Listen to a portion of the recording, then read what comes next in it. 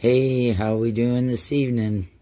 All right, well, I'm in Daniel 11. I may have misspoke in a different video about this being in Daniel 7, but here we are. It's in Daniel 11, and it's in verse 14, and it's talking about the king of the north and the king of the south and all of that, how they're going to come against each other, and it's taught as a shadow sense of Greece and Persia and all of that. But this is what our time is, what is causing the shadow for these prophecies, all right?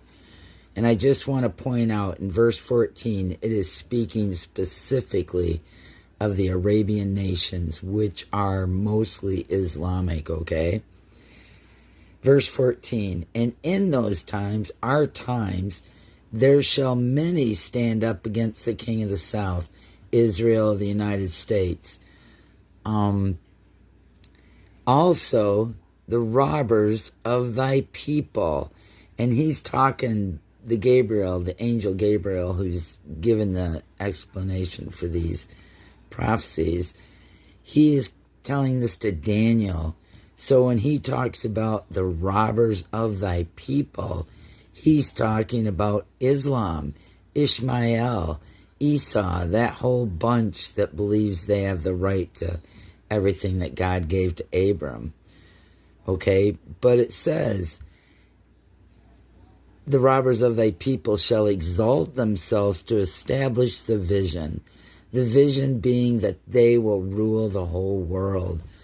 But it says, they shall fall.